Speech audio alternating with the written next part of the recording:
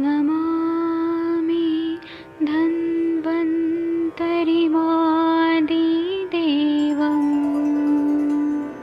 सुरासुरैर्वन्दितपादपद्मम् लोके जरामृत्युनाशं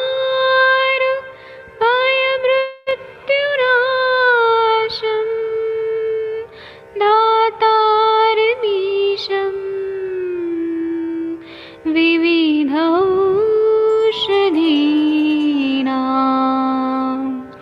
शङ्खं चक्रं जलौकां दधतं मृतघटं चारुतोर्भैश्चतुर्भे सूक्ष्मस्वच्छादिरुद्यं शुकपरिविलसन्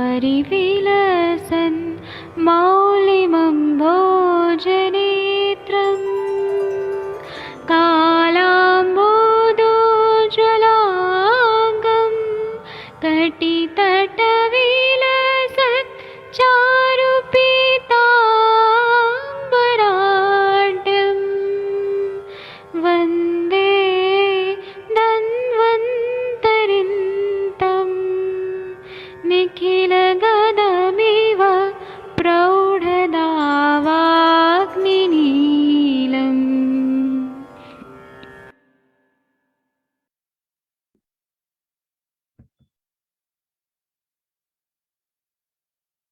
कोई भी सपना साकार करने के लिए सबसे जरूरी है सही कोच का होना।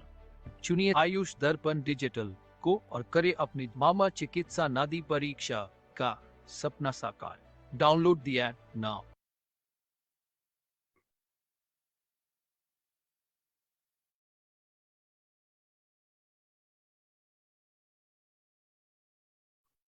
प्रणाम सभी लोगों को। मैं वैद्य अरविंद पाठक पुणे महाराष्ट्र से आप सभी लोगों का स्वागत करता हूं। सभी लोगों को कोटि कोटि प्रणाम करता हूं। अब सबके सब भारत के सर्वश्रेष्ठ चिकित्सक हैं। तो अभी हम पीजी एंट्रेंस क्लास का जो हम लोग पढ़ रहे हैं, हमने 3-4 सब्जेक्ट कंप्लीट कर दिए हैं। आज हम रस शास्त्र है उसके बारे में शॉर्ट में पढ़ेंगे, जो आप सबको याद आ ही रहा होगा, आता ही होगा, लेकिन एक बार रिवीजन हो जाएगा। तो आप लोग में से कौन ये पढ़ेगा नोट्स? अगर कोई पढ़ना चाहता है तो पढ़िए, नहीं तो मैं पढ़ता हूँ। पहले मैं अनम्यूट करने का ऑप्शन देता हूँ, 1 मिनट रुकिए। क्या है ना, मिलजुल के जब हम पढ़ते हैं ना तो बहुत सारी चीजें याद हो जाती हैं। अकेले पढ़ते हैं ना तो भूल जाते हैं। ठीक है, एक बार अनम्यूट करके देखिए, हो पा रहे हैं अनम्यूट? हाँ सर, हो रहा है। और डॉक्टर प्रियंका जी, आपको कोई क्वेश्चन पूछना था, आप घबरा रही थी। नहीं सर, मैंने पिछली बार ही पूछा था सर।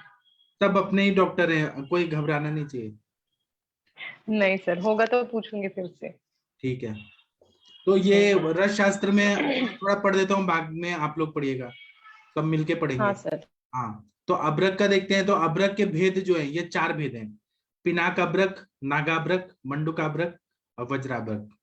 उसके बाद में इसके कलर के हिसाब से देखें तो श्वेताब्रक, अरुणाब्रक, श्यामाग्रक, पीताब्रक। और इसका शोधन जो है कांजी, गोजल, त्रिफलाक्वाथ या गोधुग में निर्वाप करके ऐसे किया जाता है। कोई पढ़ना चाहता है तो पढ़ सकते हैं। भारत के सर्वश्रेष्ठ चिकित्सक हैं आप लोग, और आप लोगों को ना एमडी का पढ़ाई करने से ये फायदा होता है कि इससे हमारे जो बीएमएस के टाइम पे जो जो चीजें रह गई थी वो एक बार रिवाइज हो जाता है। पढ़ाई कभी भी नुकसान नहीं करता है, पढ़ाई हमेशा कभी ना कभी काम ही देता है। फिर है वैक्रांत। वैक्रांत के 8 भेद है। श्वेत रंग का होता है, रक्त रंग का, पीत, नील, पारावत, श्यामल, कृष्णवर्य, कर्पूर वर्णी। इसका शोधन कैसे है? तो कुल्ती क्वाथ या गोमूत्र या कदली स्वरस से हो जाता है। माक्षिक का देखेंगे तो 2 भेद है, हेम और तार। हेम माक्षिक, तार माक्षिक। इसका एरंड तेल, नींबू स्वरस या कदली कंद तो से होता है। इसका आप लोगों ने चार्ट भी बनाया होगा जब आप लोग बीएमएस कर रहे थे, तो वो चार्ट एक बार देख लीजिएगा, एक बार आपका रिवीजन हो जाएगा। फिर विमल देखेंगे तो 3 टाइप का होता है विमल, हेम, तार, कांस्य। आट्रुश क्वाथ या जंबीर स्वरस या मेघ श्रृंगी स्वरस से विमल का शोधन होता है। शिला जतु है वो 2 टाइप का होता है, एक गोमूत्र गंधी होता है, कर्पूर गंधी होता है। गोमूत्र गंधी श्रेष्ठ माना जाता है, और इसका दुग्ध त्रिफला या भृंगराज स्वरस से शोधन हो जाता है। फिर चप्पल देखेंगे तो 4 टाइप का होता है, गौर चप्पल, श्वेत, अरुण और कृष्ण चप्पल होता है। जंबीर, कर्कोटक या आदरक स्वरस की भावना से यह शुद्ध हो जाता है। फिर होता है सस्यक, सस्यक का एक ही टाइप रहता है और रक्त वर्ग के द्रव्यों से शुद्ध हो जाता है। उसके बाद में आता है रसक, रसक देखें तो दरदूर और कार्वेलक के दो टाइप रहते हैं। कटुकालांबू से, कटकालाबू से निर्यात से उसका शोधन हो जाता है। फिर आता है गंधक, गंधक जो है वह तीन टाइप का है, शुक, चंचुनिभ, श्वेत और पीत, और ये गोदुग्ध से शुद्ध हो जाता है। फिर गैरिक, स्वर्ण गैरिक, पाषाण गैरिक, तो ये गोदुग्ध से शुद्ध हो जाता है। कांसीस, कासिस भस्म देखेंगे तो कासिस का भस्म होता है। कासिस कैसे होता है तो पुष्प कासिक, वालुका कासिस, दो टाइप होते हैं। भृंगराज स्वरस से इसकी शुद्धि होती है। आप लोग जब भी एमडी का तैयारी कर रहे हैं ना तो रस शास्त्र अच्छा होना चाहिए, क्योंकि इसमें ऐसे ऐसे क्वेश्चन आते हैं जो हमें मालूम ही होता है, एक बार हमें और रिवाइज करना पड़ता है। फिर उसके बाद में कांक्षी है तो फटकी कांक्षी, फुल्लिका कांक्षी, और ये कांजी स्वरस से शुद्ध हो जाता है। हड़ताल है तो दो टाइप का हड़ताल होता है, पत्र ताल, पिंड ताल। कुष्मांड स्वरस से शुद्ध होता है, या तिल शारोदक या चूर्णोदक से शुद्ध हो जाता है। मनशिला जो है श्यामांगी, कर्णवीरा, वीरका और खंडाख्या, तीन टाइप का मनशिला होता है। अगस्त पत्र या श्रृंगवे स्वरस से शुद्ध हो जाता है। फिर आता है अंजन, अंजन के पांच टाइप है, सौवीरांजन, रसांजन, स्त्रोतोंजन, पुष्पांजन, नीलांजन, ये भृंगराज स्वरस से शुद्ध हो जाता है। फिर आता है कंकुष्ट, कंकुष्ट है वो नलिक और रेणु दो टाइप का होता है, शुंठी को हाथ से भावना देके ये शुद्ध हो जाता है। फिर आता है कंपिलक, कंपिलक के बारे में ज्यादा डिटेल में मालूम नहीं है। फिर आता है गौरी पाषाण, इसका तीन टाइप होता है, स्फटिकाभ, शंखाभ और हरिद्राभ। या शंखा मतलब शंख जैसा या हल्दी की तरह या स्फटिक की तरह गौरी पाषाण होता है। कारवेल्लक स्वरस मतलब करेले का स्वरस से इसको शुद्ध कर देते हैं तो शोधन हो जाता है। फिर आता है नौसागर, नौसागर तो पानी में इसे घोल देते हैं तो शुद्ध हो जाता है, फिर सुखा देते हैं। फिर कपर्द जो है वो उसका तीन टाइप होता है, सार्ध निशक, निशक भार, निष्क भार और पादोन निष्भार, ये कांजी से शुद्ध हो जाता है। अग्निजार और गिरि सिंदूर का शोधन नहीं बताया। हिंगुल जो है वह दो टाइप का हिंगुल होता है, शुक्रटुंड और या चरमार या हंसपाद। अदरक स्वरस या लकुश स्वरस की भावना देते हैं तो शुद्ध हो जाता है। फिर आता है मृदाक्षिंग, आपको इसका चार्ट बनाना होगा या आप लोगों के पास होगा भी सेकंड ईयर का, उसको आप एक बार देख लेंगे तो अपना लिखा हुआ ना याद हो जाता है, या खुद नोट्स बना लीजिए। तो नींबू या अदरक स्वरस की भावना से मृदाक्षिंग हो जाता है। फिर इसके बाद में आते हैं माणिक्य, मुक्ता, माणिक्य जो है वो पद्मराग माणिक्य होता है, नीलगंध, ये रत्न वर्ग में आ गया, अम्ल वर्ग से शुद्ध हो जाता है। मुक्ता देखेंगे तो जयंती स्वरस से शुद्ध हो जाता है। विद्रुम देखेंगे तो क्षार वर्ग से शुद्ध हो जाता है। तार्क्ष देखेंगे तो दो दुग्ध से। पुष्कर, पुखराग जो होता है कुल्थी क्वाथ से। वज्र जो होता है वो तीन टाइप का होता है या चार टाइप का बता रहे, नर, नारी और नपुंसक टाइप का डायमंड होता है वज्र, और ये कुल्थी क्वाथ या तंडुलिया ज्वल से स्वेदन से शुद्ध हो जाता है। इसके चार टाइप भी बताए, श्वेत, वज्र, पीत और रक्त और कृष्ण, ऐसे बता रहे। नीलम जो होता है, नीलम जो होता है जल नील और इंद्र नील दो टाइप का होता है, नीली रस से इसका शोधन हो जाता है। गोमेद होता है गोरोचन से हो जाता है। वैडुर्य होता है त्रिफला जल से हो जाता है। राजावर्त होता है वह निम्बू स्वरस, यवक्षार, गोमूत्र से शोधन हो जाता है। फिर आते हैं धातु वर्ग में, स्वर्ण जो है स्वर्ण, तो इसके पांच टाइप होते हैं, प्राकृत स्वर्ण होता है, सहज होता है, वहनी संभूत होता है, खनिज संभव और रसविद होता है। और ये गंधक या सैंधव गैरिक से दमन करने से स्वर्ण शुद्ध हो जाता है, जो ओर से हम लोग निकाल रहे हैं ना वो इस तरह से शुद्ध हो जाता है। फिर होते हैं रजत, रजत के तीन टाइप है, सहज, खनिज और कृत्रिम, ये तीन टाइप होते हैं। और इसको अगर हम लोग देखेंगे तो शीश भस्म प्लस सुहागा या ज्योतिषमती तेल में बुझाने से रजत शुद्ध हो जाता है। ताम्र के दो टाइप है, मलेच या नेपालक, दो टाइप रहते हैं, यवक्षार, कांजी, निम्बू सोरस, कैरिक और माहिषी तक्र में बुझाने से शुद्ध हो जाता है। लौह के तीन टाइप है, मुंड लौह, तीक्ष्ण लौह, कांत लौह। शश रुधिर मतलब खरगोश के रक्त में लिप्त करके अग्नि पर तपाने से लौह भस्म शुद्ध हो जाता है। मंडूर है तो उसका टाइप नहीं बताया, मंडूर जो होता है विभीतक अंगार के में तप्त कर गोमूत्र में निर्वाप करने से मंडूर शुद्ध हो जाता है। वंग है, उसके दो टाइप है, खुरक और मिश्रक। हरिद्रा चूर्ण निर्गुंडी स्वरस में निर्वाप करने से वंग शुद्ध हो जाता है। फिर आता है नाग, नाग जो है सिंदूरवार जटा मतलब निर्गुंडी के जटा में या रेणुका व हरिद्रा के से शुद्ध हो जाता है। फिर आता है पित्तल, ये मिश्र लौह रहते हैं। पित्तल है वह ऋतिका या काकटुंडी दो टाइप का होता है, निर्गुंडी स्वरस या हरिद्रा चूर्ण से ठीक हो जाते हैं, शुद्ध हो जाता है। कान से है वो गोमूत्र में निर्वाप करने से शुद्ध हो जाता है।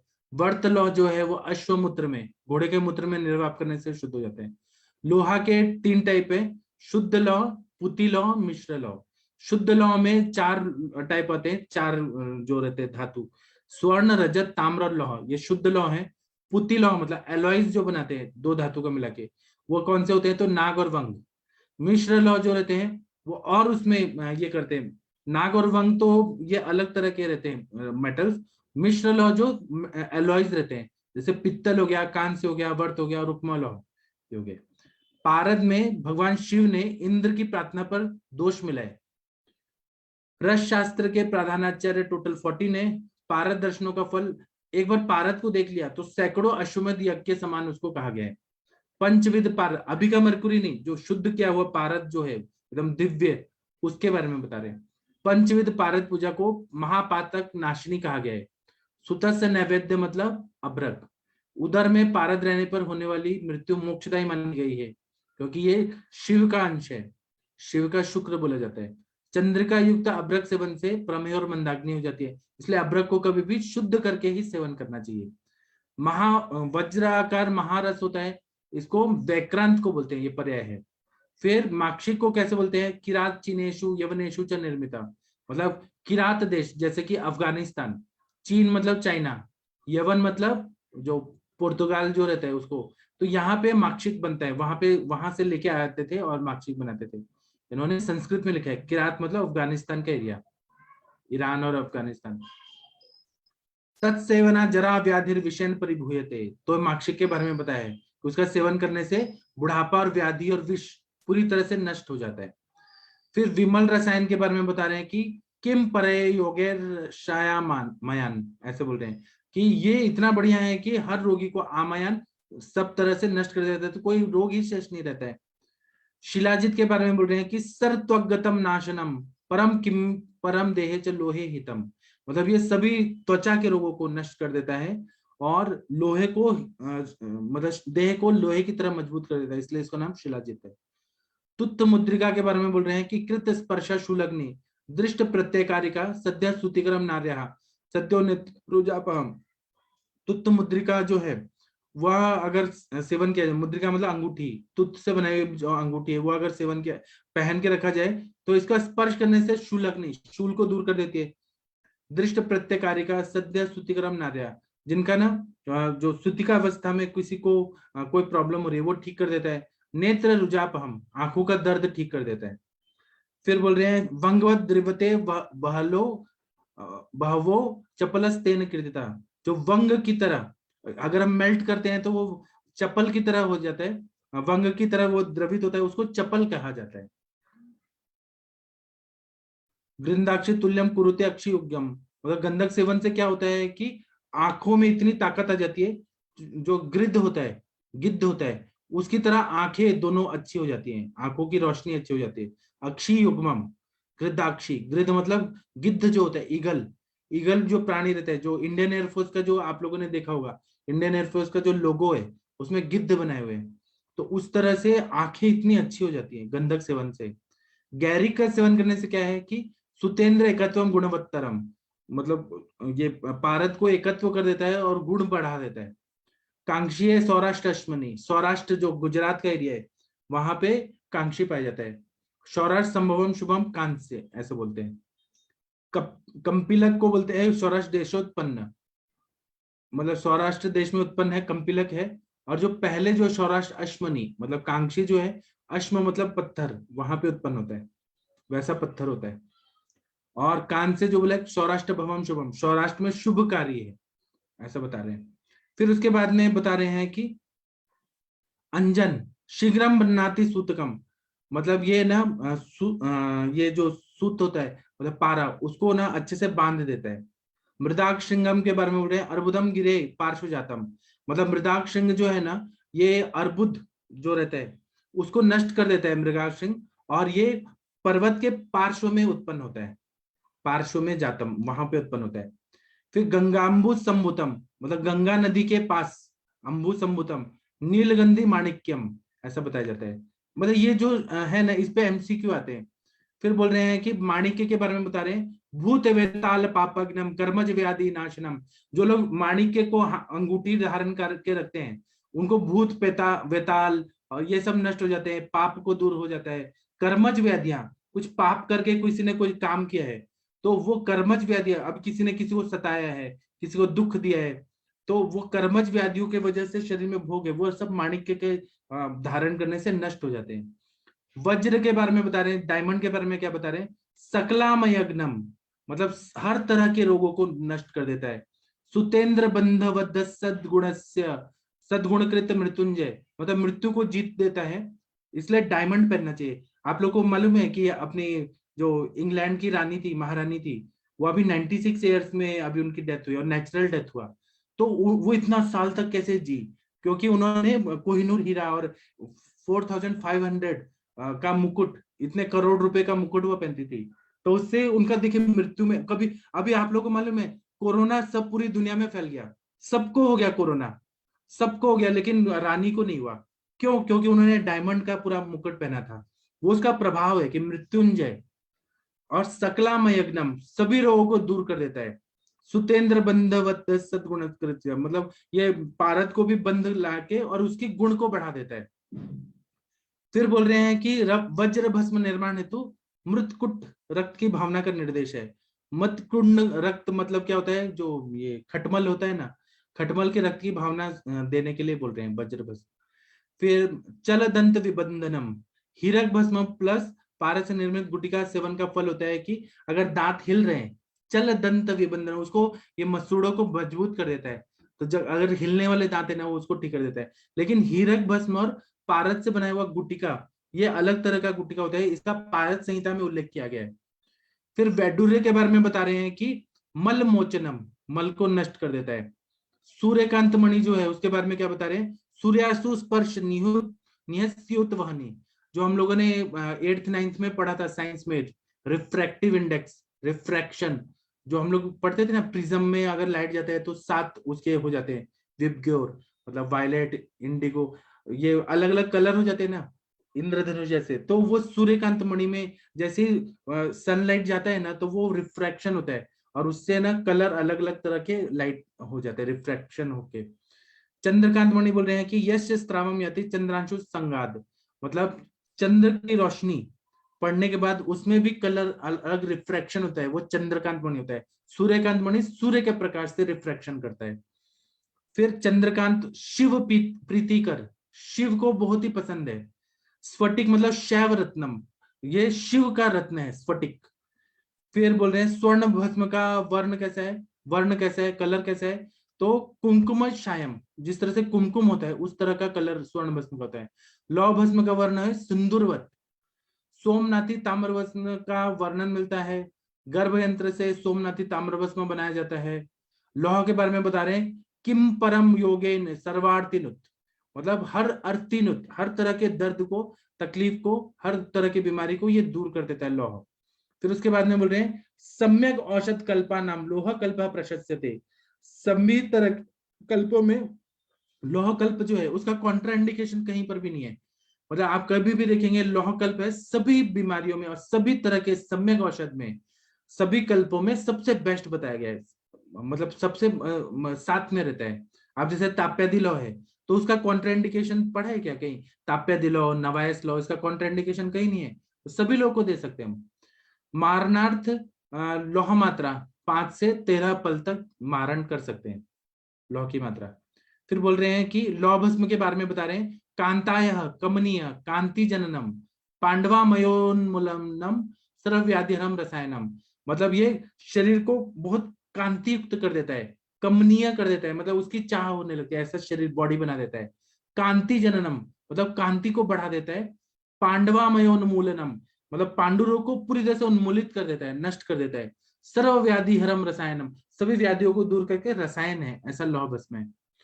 उत्तम कांतलौह भस्म जो रहता है वो पक्व जम्बू फल छायम, मतलब पका हुआ जो जामुन होता है उसके फल की तरह उत्तम कांतलौह भस्म का कलर रहता है। कांतलौह भस्म के गुण क्या है, अभी आप लोगों के पास बहुत सारे पेशेंट आते हैं, एनीमिक आते हैं, या फिर उनको मेंसेस नहीं आ रहे हैं, स्कैंटी मेंसेस आ रहे हैं, या डिसमेनोरिया है, और उसमें कारण यही हो रहा है कि पांडु रोग है, रस और रक्त नहीं प्रसादन हो। तो उसमें आपको क्या करना है, कांतलौह भस्म त्रिफला के साथ दे दीजिए और घी के साथ दे दीजिए, क्योंकि कांतलौह भस्म देने से कभी कभी कॉन्स्टिपेशन हो जाता है, उसका प्रभाव है, रुक्ष बहुत होता है। तो इसलिए घी के साथ और त्रिफला के साथ देंगे तो पेट भी साफ होगा और रक्त धातु HB हीमोग्लोबिन में हीम जो है वो लौ भस्म अगर हम देंगे सामान्य से वृद्धि होती तो बहुत ही अच्छा फायदा हो जाता है। ये बोल रहे हैं आयुष प्रदाता, बल वीर्य करता, रोगापहर्ता, मदनस्य करता, मतलब आयु को प्रदान करता है, बल और वीर्य को बढ़ाता है, रोगों को दूर करता है, फिर मदनस्य करता है मतलब कामेच्छा को बढ़ा देता है, क्योंकि ब्लड सर्कुलेशन वहां पे भी जो सेक्सुअल मतलब रिप्रोडक्टिव ऑर्गन्स है वहां पे ब्लड सर्कुलेशन अच्छा होता है, तो मदन मदन मतलब काम की इच्छा और बढ़ जाती है। फिर उसके बाद में मंडूर शोधन बोल रहे हैं कि विभितक से बने पात्र में बुझाकर मंडूर का शोधन करते हैं। आम वातानुत है तो नाग भस्म है, कभी भी नाग भस्म दिया ना तो आम वात में सबसे बेस्ट काम करता है। फिर है नाग रसायन के बारे में बता रहे हैं, अशिति वातजान रोगान धनुर्वातम विशेषतः सर्वानुदगम दोषांश हंति। नाग भस्म है ना वो जो 80 टाइप के वातज रोग हैं उनको नष्ट करता है, धनुर्वात मतलब टेटेनस को ठीक करता है, और सभी तरह के सर्वानुदक दोषाम हंति, पानी के जो दोष हैं उनको भी ये नष्ट कर देता है नाग भस्म। पानी का जो दोष है वो दूषित पानी पीने से जो रोग हो रहे हैं तो वो पानी को भी शुद्ध कर देता है। बॉडी में जो दूषित पानी पीने से बॉडी में जो जैसे ये हो गया हेपेटाइटिस बी हो गया या जो भी दूषित पानी पीने से बीमारियां होती हैं उन सबको ये नाग भस्म ठीक कर देता है। पानी को शुद्ध नहीं करेगा, बॉडी को शुद्ध करेगा। फिर बोल रहे हैं पित्तल रसायन, पित्तल रसायन विशेष रूप से श्वेत कुष्ठ नाशक है, विशेषा श्वेत कुष्ठग्नम, ये जो सफेद कुष्ठ है लिकोडर्मा विटिलिगो उसको ये दूर कर देता है पित्तल रसायन। पित्तल द्रुति है चतुर्दश फल सद्वर्णम स्वर्णवत छवि, पीतल जो है ना वो स्वर्ण की तरह छवि वाला होता है, 24 दल सद्वर्णम 24 दल युक्त ऐसे उसके कलर होते हैं, ऐसे दिखता है। कांस्य निर्माण जो है अष्टभाग ताम्रेण द्विभागम खुरकेण, खुरक किसको बोलते हैं, कांस्य, ताम्र 8 भाग और खुरक 2 भाग। ब्रॉन्ज का आप देखिए ना खुरक किसको बोलते हैं इंग्लिश में, प्लीज मोनिका मैम आप देख के बताइए या कोई कंचन मैम देख के बताइए खुरक किसको बोलते हैं। जी सर। ठीक है कोई देख के बताइए। दृक् प्रसादनम कांस्यम, मतलब ये जो कांस्य होता है ब्रॉन्ज ये आंखों के लिए बहुत अच्छा होता है। वज्राणाम द्रावणार्थम भूनाग सत्व, ऐसा बता रहे मतलब वज्र का जो लिक्विफाई करना है तो भूनाग डाल के और फिर उसको पिघला के फिर वो मेल्ट हो जाता है। 6 पदार्थ शक्ति स्वरूप माने गए हैं, मतलब शक्ति स्वरूप है, तो वज्र है मतलब डायमंड है, वैक्रांत है, अब्रक है, कांत है, पाषाण टंकन, कांत पाषाण टंकन और भूनाग। फिर इसके बाद में बोल रहे हैं कि 3 प्रकार की चलनियां होती है जिससे हम छानते हैं, वेणु निर्मित होती है वो स्थूल द्रव्यों को छानने हेतु होती है, वंशजा होती है चूर्ण छानने के लिए, ये ना एमसीक्यू में पूछते हैं। कर्णिकाकार होता है सेमल निर्मित होती है, अत्यंत सूक्ष्म चूर्ण छानने के लिए होती है। फिर 18 संस्कारों से सिद्ध पारद की महारस संज्ञा हो जाती है। नवनीत पिष्टी जो है वो बोल रहे हैं पारद इज टू गंधक 1:12, ऐसा होने से फिर करते हैं। गंधक निष्कार तुल्यात, पारद अर्काश तुल्यात। पातना पिष्टी है पारद और स्वर्ण 1:1/4, स्वर्ण 1/4 होना चाहिए, पारद 1 होना चाहिए। फिर उसके बाद में शुल्व नाग सिद्ध पारद सेवन गुटखा सेवन 1 मास में क्या होता है, मतलब जो शुल्व नाग सिद्ध पारद होता है इस तरह से सिद्ध जो पारक गुटिका होती है वो 1 महीना अगर सेवन किया जाए तो डायबिटीज प्रमेह को नष्ट कर देती है, और 1 साल अगर किया जाए तो वल्ली पल्ली नाशक, बाल सफेद होना, बाल गिरना और आंखों की दृष्टि गिद्ध की तरह हो जाती है। आप लोग को ये मालूम है कि जो जटायु के जो भाई था उसका नाम क्या था, तो मतलब सब वानरी सेवना जब जा रही थी ना तो वो यहाँ पे इंडिया में था और उसको सीता जी लंका में दिखाई देती थी कि सीता जी वहां पे अशोक वाटिका में बैठी हैं, शतायु शतपायु ऐसे संपाति संपाति सर, संतापी, हाँ संतापी था, संपाति। तो उसको ना गृद्ध की तरह दृष्टि थी, मतलब गृद्ध की दृष्टि तो ऐसा होना है ना, तो ऐसा पारद का सेवन करे तो सब कुछ हो जाता है, मतलब टेलीस्कोप से भी देखने की जरूरत नहीं है, ऋषि मुनि यहाँ से देखते थे पूरा मंगल ग्रह में क्या हो रहा है सब दिखाई देता था। अभी आप थोड़ा आगे पढ़िए विनीता मैम। जी सर। चंद्रार्क में रजत और ताम्र का अनुपात, चंद्रार्क में रजत व ताम्र का अनुपात 16:12, 16:12 या 4:3। ताड़न, एकत्र 2 लोहों में से किसी एक को वंक नाल की सहायता से उड़ा देने की क्रिया। मतलब इसमें शायद ऐसा होता है सर कि मतलब एक ज्यादा मोटे पार्टिकल्स होंगे, एक पतले पार्टिकल्स होंगे, तो वंक नाल की सहायता से फूंक मार के उसको उड़ाने की क्रिया। धान्याभ्र, अभ्रक चूर्ण प्लस शाली धान्य, 1:1, रस रत्न समुच्चय अन्यत्र 1:1/4। विशिष्ट कार्यों हेतु कोयले, द्रावणे सत्वपाते तु माधुका खदिरा शुभा, स्वेदनार्थ बादरः बेर श्रेष्ठ। निर्द्रवे बिना पिघलाए आंच देने हेतु बांस के कोयले श्रेष्ठ। ये रस शास्त्र की अलग अलग क्रियाओं में कौन सा कोयला यूज होना चाहिए उसके बारे में बता रहे हैं। द्रावण और सत्वपातन के लिए माधुका और खदिर, मतलब महुए और खदिर का शुभ होता है। स्वेदन के लिए बेर का श्रेष्ठ होता है। बिना पिघलाए आंच देने के लिए बांस का कोयला श्रेष्ठ होता है। घोषा कृष्ण ताम्र, कांस्य को पिघलाकर उसमें थोड़ी थोड़ी मात्रा में हड़ताल मिलाकर वंकनाल से धमन करना। घोषा कृष्ण ताम्र क्या होता है? कांसे को पिघलाकर उसमें थोड़ी थोड़ी मात्रा में हड़ताल डालते वंकनाल से धमन करना। वंकनाल शायद जो धौंकनी होती है उसको कहते हैं। चप्पल को हाथ से मलकर उस हाथ से पारद को स्पर्श करने मात्र से ही पारद बद्ध हो जाता है। चप्पल को एक बार हाथ से मलेंगे, फिर उस हाथ से पारद को अगर स्पर्श करेंगे तो वो पारद बद्ध हो जाता है। धौत, केंचुए की विष्ठा को बार बार धोने से प्राप्त कृष्ण चूर्ण। जो केंचुए की विष्ठा होती है, छोटे छोटी गोलियां टाइप में होती हैं, आपने बरसात के सीजन में देखा होगा, उसको बार बार धोने से जो कृष्ण वर्ण का चूर्ण प्राप्त होता है उसको धौत बोलते हैं। इसमें ताम्र होता है। द्वंदान, मर्दन एवं धमन से दो द्रव्यों को मिलाना। बार बार मर्दन करने से और उसको धौंकनी से, बंकनाल से धमन करने से जो द्रव्यों को मिलाते हैं तो उसको द्वंदान कहते हैं।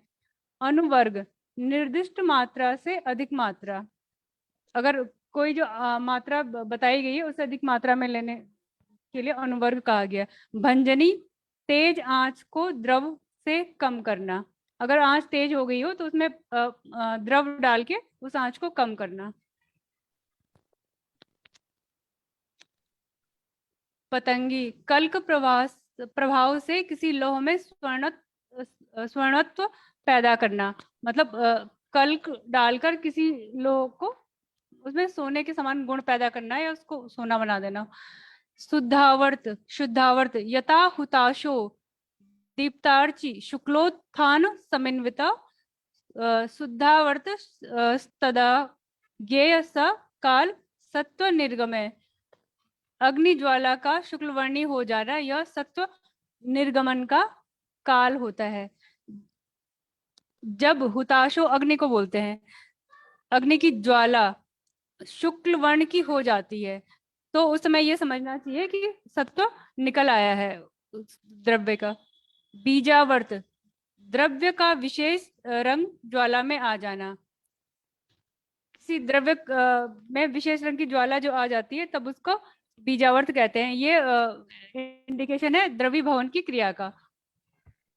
जारणा भेद, दो, सम्मुख व निर्मुख। दो तरह की जारणा होती, सम्मुख जारणा और निर्मुख जारणा। जारणा भेद 3, चारण, द्रावण व जारण। चारण, द्रावण और जारण। पारद के उदर में ग्रास डालना चारण कहलाता है एवं ग्रास को पारद के गर्भ में द्रवीभूत करना गर्भ द्रुति कहलाता है। मतलब पारस के अंदर किसी चीज को डालना वो चारण कहलाता है और उसी द्रव्य को पारद के अंदर द्रवीभूत करना गर्भ द्रुति कहलाता है। पंचधा द्रुति लक्षणम, निर्लेपतम द्रुतत्वम तेजस्वतम लघुता असंयोगाश्च सूते। ये द्रुति के लक्षण होते हैं। निर्लेपत्व मतलब उसका उस चीज में चिपकना नहीं चिपकती है, निर्लेप हो जाती। द्रुतत्व मतलब तेजी आती है, तेजस्व तेज, लघुता आती है। असंयोगाश्च सूते मतलब पारद से वो संयोग नहीं करती। यही होगा ना सर इसका? हाँ बराबर। चिपकना नहीं चिपकती है, वो निर्लेपत्व हो गया जो चिपकती नहीं है। कि चिपकना होगा सर? निर्लेप कहाँ पे आप बता रहे हैं? निर्लेपत्वम, पंचधा द्रुति पंचधा द्रुति, हाँ नहीं होना, नहीं होना। नहीं होना। हाँ क्योंकि चिपकना तो आलेप होता है ना, हाँ आलेप। हाँ, निर्लेपत्वम वहां पे नहीं होता है। द्रुतत्व मतलब वो फास्ट गति करता है, तेजसत्व मतलब तेज युक्त रहता है, कुछ लघुता। कुछ विशिष्ट यंत्र। दीपिका यंत्र पारद का अधापातन संस्कार, जो दीपिका यंत्र है वो पारद के अधापातन संस्कार में यूज होता है। डेकी यंत्र रस संधारणार्थ, ये रस के संधारणार्थ के लिए प्रयोग होता है। सोमानल यंत्र अभ्रक जारण के लिए। गर्भ यंत्र सोमनाथी ताम्र भस्म एवं पारद भस्म निर्माणार्थ। हंस पाक यंत्र विड निर्माणार्थ। वल्लभी यंत्र मूर्छित पारद के उत्थापनार्थ। पालिका यंत्र गंधक जारणार्थ। स्टिका यंत्र गंधक जारणार्थ। ये सब याद करने पड़ेंगे। नाभि यंत्र पारद और गंधक के निर्धूम जारण हेतु। ग्रस्त यंत्र पारद बंधनार्थ। धूप यंत्र जारणा द्रव्यों के शोधनार्थ। कंदुक यंत्र स्वेदनार्थ। रस रत्न समुच्चय में वर्णित लोह स्वर्ण रजत ताम्र लौह नाग बंग। इसका श्लोक भी है, स्वर्ण तारम तथा ताम्रम करके। कृत्रिम लोह कांस्य व पीतल।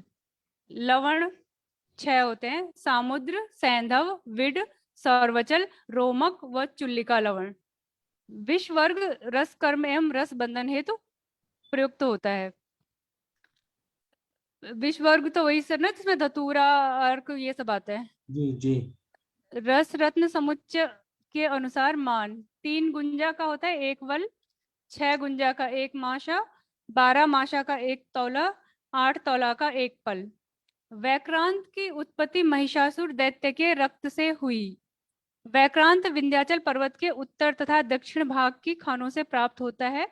कान्यकुब्ज की खानों से प्राप्त स्वर्णमाक्षिक स्वर्ण सन्निभ एवं ताप्ती नदी की खानों से प्राप्त स्वर्णमाक्षिक पंचवर्ण सुवर्णवत होता है। ये स्वर्णमाक्षिक का बताया गया है कि कहाँ की खानों से किस तरह का स्वर्णमाक्षिक प्राप्त होता है। जी, 1 मिनट में ऊपर करता हूँ। हाँ, किसी और को पढ़ना है तो पढ़ सकते हैं। अगर विनीता मैम थक गए हैं तो कोई और पढ़िए प्लीज। कौन पढ़ना चाहेगा? आशा मैम, कंचन मैम, मोनिका मैम। मैं पढ़ती हूँ। हाँ, आप पढ़िए।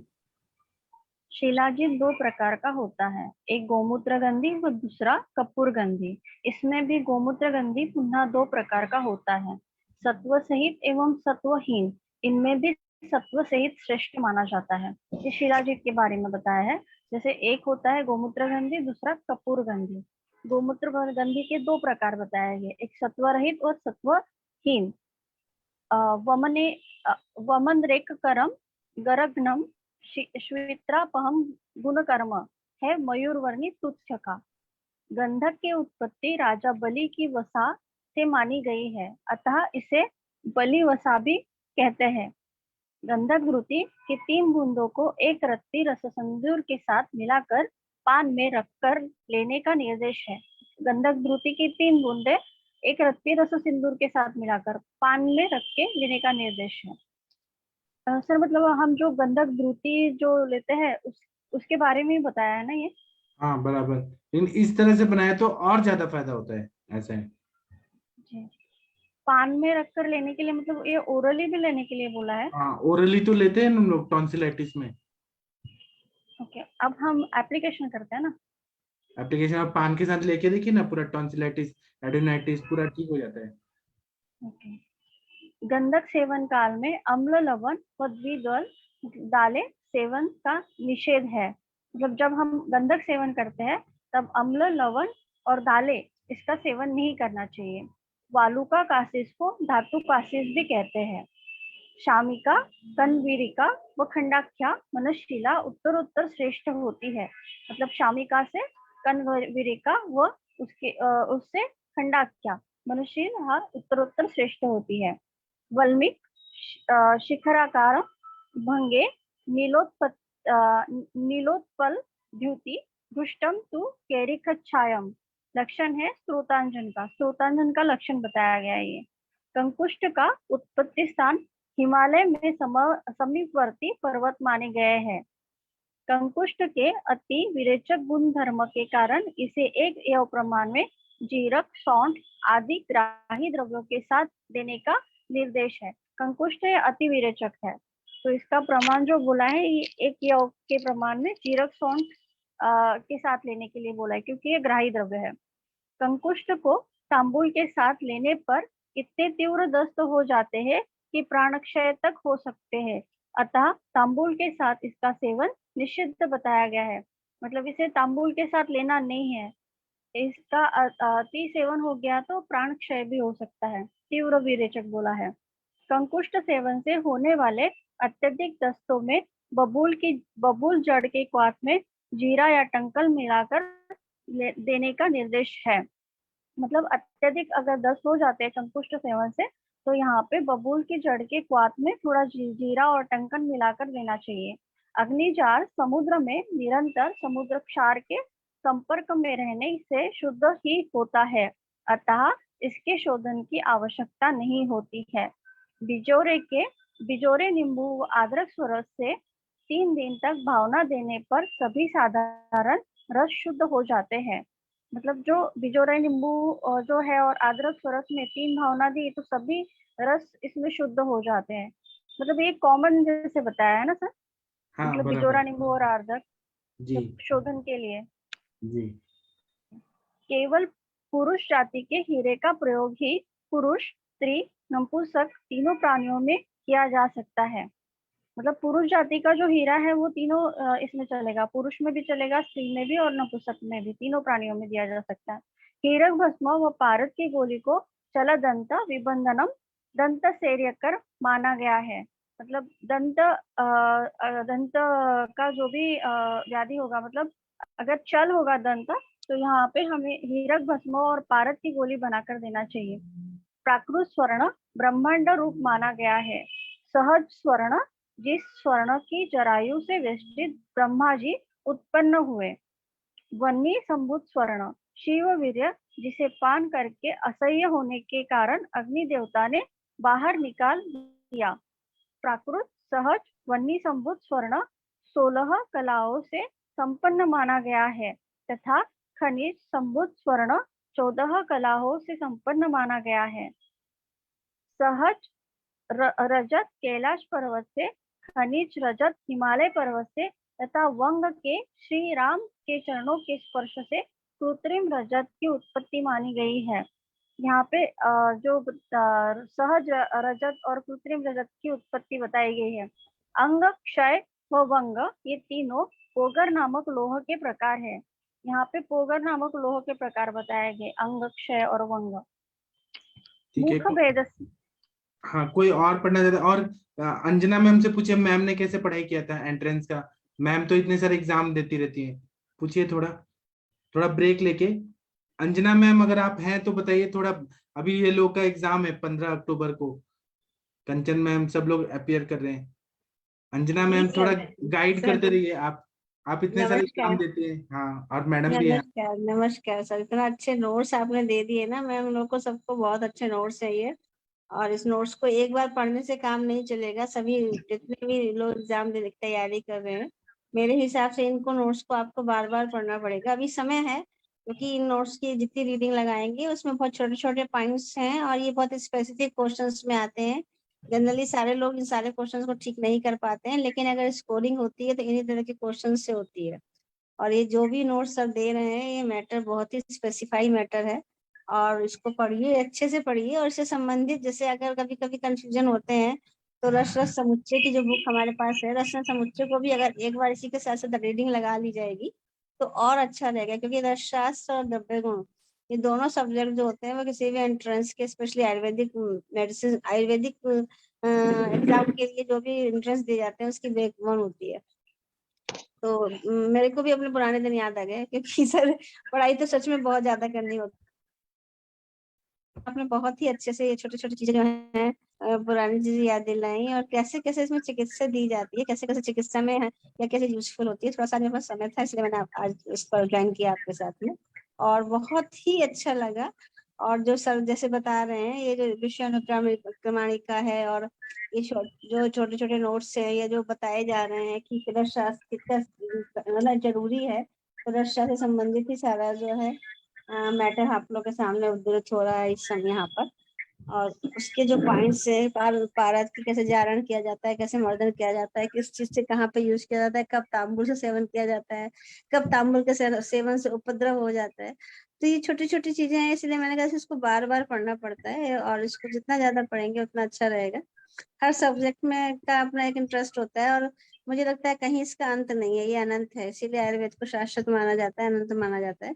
फिर भी हम जितना कुछ कर पाए, जितना भी कुछ पढ़ पाए, जितना भी मेहनत कर पाए, उतना कम है। कभी भी हमें ऐसा नहीं लगता है, हमें आज तक आके नहीं लगता कि हमें बहुत कुछ आता है, हमें लगता है कि अभी हम लोग बहुत सुपरफिशियली है, बहुत डीप पढ़ने की जरूरत है।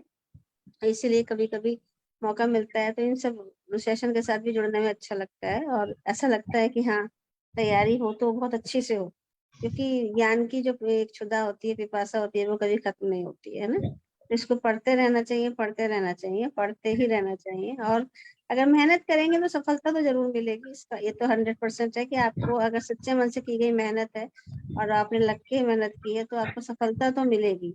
सबसे ज्यादा पॉइंट वहां डिपेंड करता है कि हाँ, मुझे जो चाहिए वो मिल जाए। जैसे कि होता है कि जो आपकी स्कोरिंग होती है, जो भी आपकी मार्क्स आते हैं, उसके हिसाब से जो काउंसलिंग होती है, उसमें जो आपका मन है कि मुझे वही सब्जेक्ट चाहिए, और जब वो सब्जेक्ट आपके हाथ में आता है तो रियलिटी लगती है कि हाँ, हम जीत गए, बहुत आगे बढ़ गए, हम अपना जीवन संभाल लेंगे। तो आप सभी लोग को बहुत बहुत शुभकामनाएं हैं कि आप लोग अच्छे से मेहनत कीजिए, मन लगा के पढ़ाई कीजिए। अभी समय है, ऐसा कुछ नहीं है, समय कहीं नहीं गया है, अभी समय है, लगभग आपके पास 20-25 दिन का समय है, और आप सभी लोग सफल होंगे, क्योंकि आप लोग सभी लोग मेहनत कर रहे हैं, बहुत अच्छे से लगे हुए हैं। और सबसे अच्छी बात है आयुष दर्पण फाउंडेशन की, इस प्लेटफॉर्म की, कि वो आपको फ्री में इतना सुंदर सुंदर, कहना चाहिए कि मतलब एकदम जो उसकी जीस्ट है आयुर्वेद की, और जो आपके तैयारी की जीस्ट है, वो आपको सामने परोस रहा है। और इसके साथ आपका सिलेक्शन आपका मनचाहा डिपार्टमेंट आपको जरूर मिलेगा, जिसकी जो मन में होता है, सबकी अपने अपने इंटरेस्ट होता है। तो इसको बहुत अच्छे से आप लोग तैयारी करिए। और अभी जो 1 घंटे का सेशन होता है, मेरा मन ये कहता है कि इस सेशन को आप दोबारा और तिबारा फिर सुनिए, और इसको रिवाइज करिए, कम से कम 10 बार पढ़ेंगे तो मुझे लगता है इसे आपको बहुत अच्छे से याद होगा। और एग्जाम का जो एक टेंशन होता है, एग्जाम के समय जो लगता है हाय सब भूल गए, वैसा कुछ नहीं होगा। वो सब आपको जो है कहीं ना कहीं आपके माइंड में रहेगा, और आप सही सही काम, सही रिजल्ट, सही आंसर टिक लगा के आएंगे, और सही रिजल्ट आएगा आपका। जी, मैं आप सब लोगों से ये कहना चाहता हूँ कि अंजना मैम टॉपर हैं अपने सब्जेक्ट में, एमडी एंट्रेंस में भी टॉपर हैं, और मैम को जो गायनिक में करना था और बीएचयू से करना था, मैम टॉपर हैं, इसीलिए अपने पसंद का इनको कॉलेज मिला। मैम ने पीएचडी भी किया है, उसमें भी टॉपर है। Thank you sir, thank you ji sir. मेरे को इंटरेस्ट था जब मैं बीएमएस लखनऊ में आई थी। लखनऊ से मैंने स्टेट आयुर्वेदिक कॉलेज लखनऊ की मैं स्टूडेंट रही हूँ, और मैंने फर्स्ट अटेम्प्ट में ही सिलेक्शन लिया था, और उसके बाद मैंने कभी पीछे मुड़ के नहीं देखा, क्योंकि जब मुझे आयुर्वेद मिल गया तो मैंने आयुर्वेद को बहुत अच्छे से पढ़ा, मन से पढ़ा। आयुर्वेद को मैंने, जैसे कहते हैं ना कि पूरा का पूरा अपना जो भी मेरा समय था वो सब आयुर्वेद के लिए था, मेरी पढ़ाई के लिए था।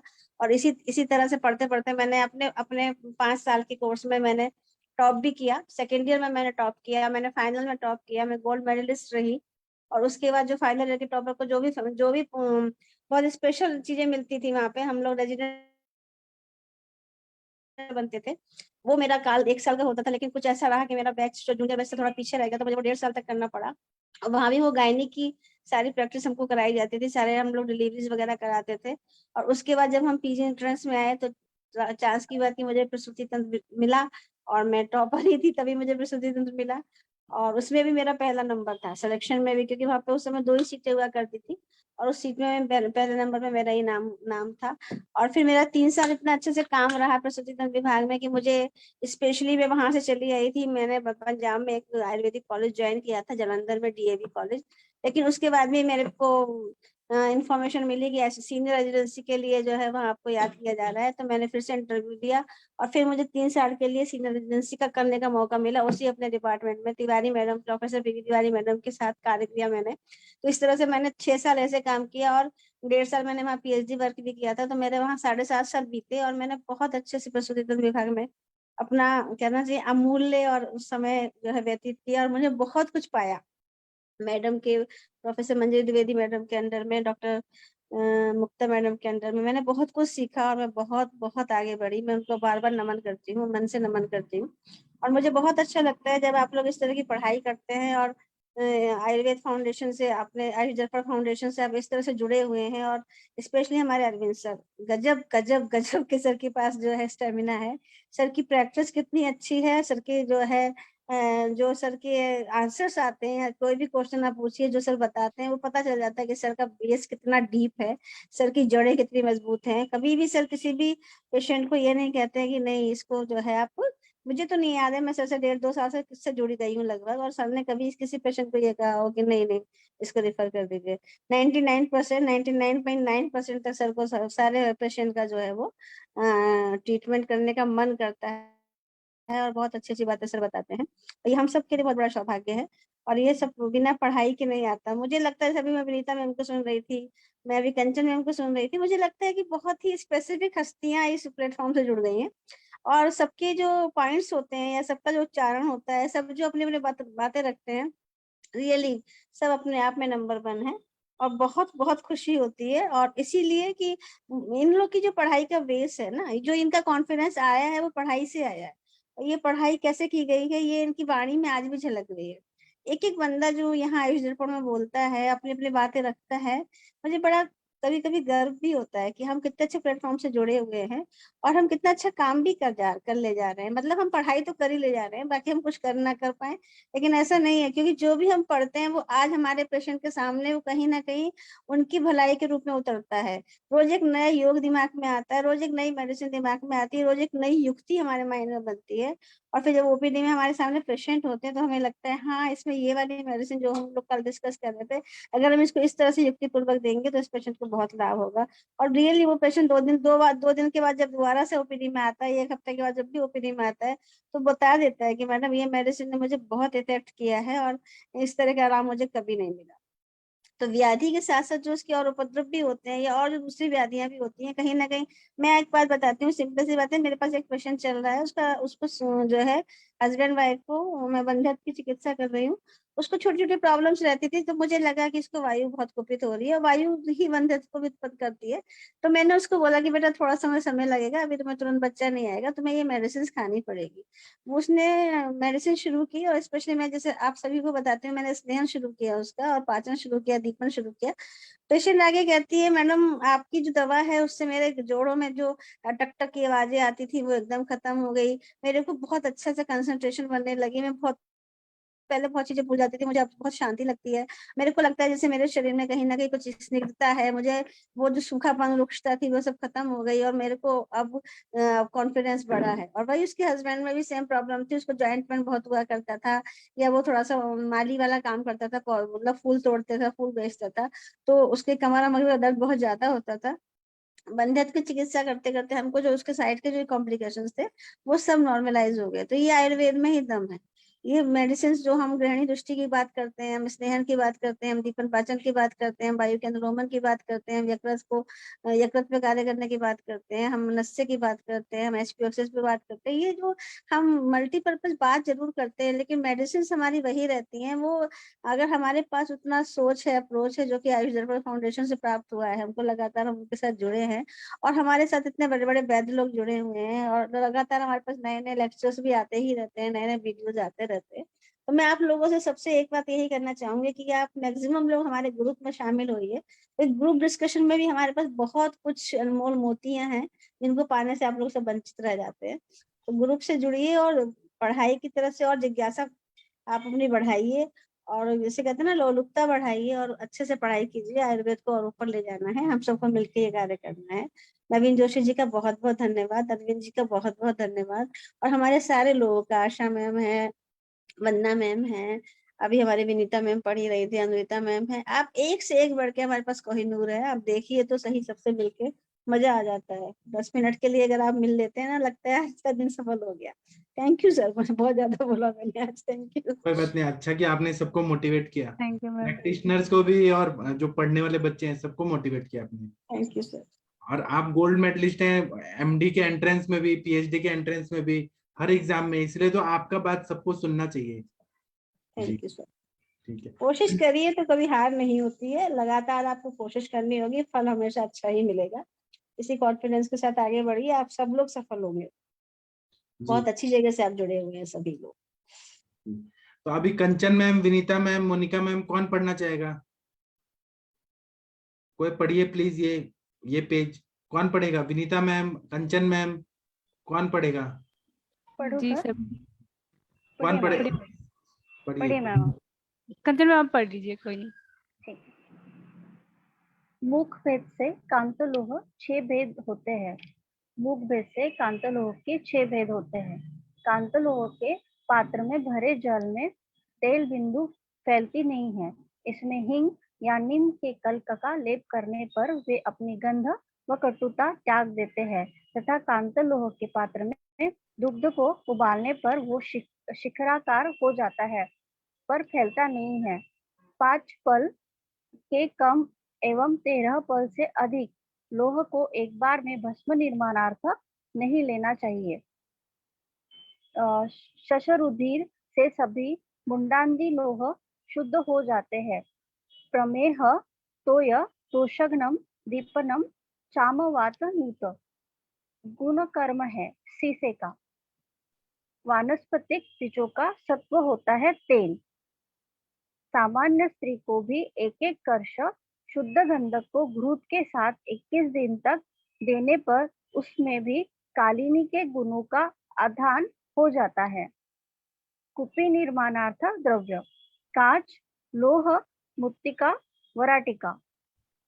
स्वांग शीतल चूल्हे के ऊपर ही आंच देना बंद कर देने पर वस्तु का वायुमंडल की शीतलता से शीतल हो जाना। स्वांग मंडल इसे बोलते हैं। वही शीतलम अग्नि से नीचे रखकर किसी वस्तु को ठंडी करना, ये हो गया वही शीतलम। राक्षस मुखी पारद दिव्य औषधियों या मनुष्य के साथ मिलाकर पारद को खुले मुख वाली कोष्ठी में रखने पर वह संपूर्ण लोहादि को अपने अंदर मिलाने में समर्थ हो जाता है। संन्यास किसी भांड में क्षार, अम्ल व पारद मिलाकर भांड के मुख पर कापड़ मट्टी करके उसे चूल्हे पर मंद आंच पर चढ़ा देना।